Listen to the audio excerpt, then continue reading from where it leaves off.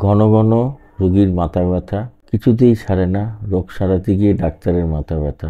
কি করবেন, ডাক্তারবাবুই বা কী ভাববেন, এটা নিয়ে আলোচনা। এটা বলার আগে একটা গল্প শোনাই। অনেক দিন আগে উড়িষ্যাতে একটা পেশেন্টের দেখা পেয়েছিলাম। সেই পেশেন্ট ঘন ঘন মাথা ব্যথায় ভোগে। সন্ধে হলেই তার মাথা ব্যথা টিপটিপ করে। অনেক ডাক্তার কবিরাজ হয়েছে, তার সিটি স্ক্যান হয়ে গেছে 3বার, কিচ্ছু ধরা পড়েনি। ইজি হয়ে গেছে, কিচ্ছু ধরা পড়েনি, কিন্তু মাথা ব্যথা আর সারে না। প্রেশারও নর্মাল, ঘুম মাঝে মাঝে ডিস্টার্ব হয়, এই পর্যন্ত। অনেক কিছু দেখার পর আমার কাছে যখন হলো, বললো ডাক্তারবাবু আমার স্ত্রীকে নিয়ে তো নাজেহাল হয়ে গেছি। এবার ডাক্তার বুদ্ধি সবই হয়ে গেছে। এখন ওঝার কাছে গেছিলাম, ওঝা অনেক ঝাড়ফুঁক করলো, তাতেও তো কিছু হলো না। লোকে বলছে ভূতে ধরেছে। আমরা দেখো বাবা, বিজ্ঞানে এসব কথা কেউ শুনতে চাইবে না, নিশ্চয়ই কোনো কারণ আছে, সে দেখছি। তা ইতিহাস নিতে নিতে জানা গেল সেই ভদ্রমহিলার 3-4টে বাচ্চা হয়েছে। ডেলিভারির সময় খুব কষ্ট হয়েছিল প্রত্যেকবারে, এবং ওই ডেলিভারির পর থেকে ওনার পায়খানা পরিষ্কার হয় না। 4-5 দিন 6 দিন অন্তর পায়খানা যান। প্রচুর গ্যাস অম্বল হয়, এবং সন্ধ্যের দিকে বিশেষ করে হয়, গ্যাসের চাপ হয়, তখন মাথা টিপটিপ করে। তখন আমি বললাম যে দেখো বাবা, তোমার নিচে একটু চেক আপ করতে হবে। তার হাজব্যান্ড বললে, কি মাথায় যন্ত্রণা, আপনি নিচে চেক আপ করে আবার কী কথা? আমার না, দরকার আছে। তা তিনি রাজি হলেন। চেক আপ করতে গিয়ে দেখা গেল যে পায়খানার দাগটা নিচে নেমে এসছে। সেখানে বিরাট এক রেক্টোসিল, সে রেক্টোসিল অনেক বড় হয়ে ফুলে আছে, পায়খানা জমে আছে। এবার আমি তাকে বললাম যে এই পায়খানা যে জমে আছে, এতে যে গ্যাস হচ্ছে। হ্যাঁ ডাক্তার ঠিক বলেছেন, পায়খানা হয় না, গ্যাস হয়। আমরা যে যেদিন খুব গ্যাস হয় সেদিন খুব মাথা টিপটিপ করে না, সন্ধ্যের দিকে বলে হ্যাঁ ডাক্তার ঠিক বলেছেন। তা এই কথা তো কেউ বলেনি, আমাদের প্রমাণ করে দিচ্ছি। তাকে নার্সিংহোমে ভর্তি করে ভালো করে ডোজ দেওয়া হলো, পেট খালি করে দেওয়া হলো। 2 দিন রাখলাম, প্রত্যেক দিন 2বার করে ডোজ দিতাম। তারপর দেখা গেলো মাথা যন্ত্রণা গায়েব। বলে যে কী আশ্চর্য ব্যাপার, আপনি নিচে ডোজ দিচ্ছেন, মাথা যন্ত্রণা, এটাই তো মজা।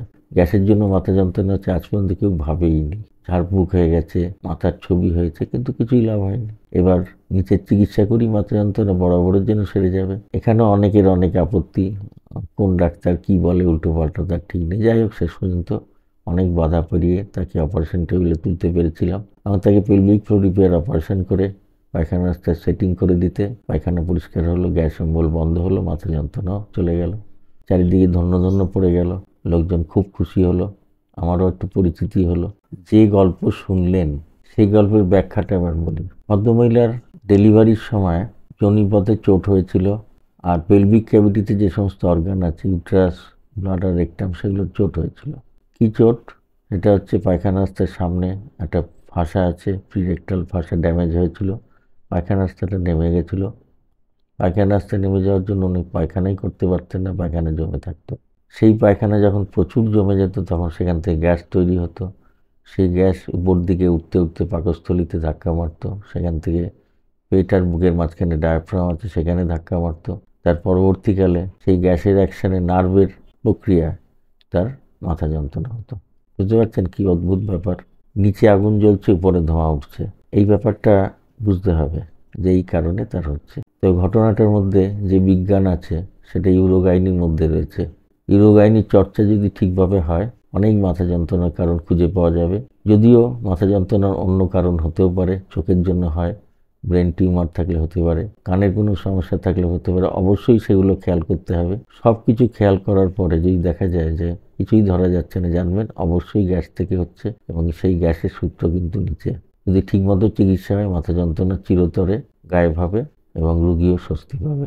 তবে জেনুইন মাথা যন্ত্রণার যে কারণগুলো সেগুলো আমি বলেছি, যেগুলো দেখা দরকার। তারপরে যদি না কমে, অবশ্যই নিচে যে অর্গানগুলো ড্যামেজ হয়ে গেছে বাচ্চা হওয়ার জন্য, সেগুলো রিপেয়ার করা দরকার। এবং যত ভালো করে রিপেয়ার করা হবে, তত তাড়াতাড়ি পায়খানা পরিষ্কার হবে, গ্যাস হবে না, কোনো পেটের মধ্যে চাপ হবে না, বুকের উপরে চাপ আসবে না, এবং নার্ভের অ্যাকশনে মাথা যন্ত্রণা হবে না, রুগী একদম সুস্থ হয়ে যাবে। কিন্তু এই জিনিসটা ডাক্তারবাবুর যদি মাথায় না থাকে, তাহলে কিন্তু চিকিৎসা ভুল হতে বাধ্য। আমার শেষ কথা হলো, সব কিছু দেখার পরেও যদি মাথা যন্ত্রণা না কমে, অবশ্যই ইউরোগাইনির শরণাপন্ন হবেন, এবং সেখান থেকে মাথা যন্ত্রণার কারণও খুঁজে পাওয়া যাবে, এবং তার পেলভিক ফ্লোর রিপেয়ার বা পিএফআর অপারেশন করলে অবশ্যই সে মাথা যন্ত্রণা সেরে যাবে, কারণ রেকটামের পরিচর্যা হবে এবং স্টুল জমাটা বন্ধ হবে। এই গল্প আমি ওনাদের বলেছিলাম, ওনারা প্রথমে বিশ্বাস করেননি। তার পরবর্তীকালে আমার কিছু পেশেন্টের পরামর্শে ওনারা এসেছিলেন। তাও অনেক মনের মধ্যে সন্দেহ নিয়ে যে আদৌ উপকার হবে কিনা। তারপরে যখন চিকিৎসা করে নিচটা রিপেয়ার করে দিলাম, পরবর্তীকালে দেখা গেল সব সেরে গেছে, আর পায়খানাও কষ্ট নেই, গ্যাসও নেই, অম্বলও নেই, মাথা যন্ত্রণাও নেই।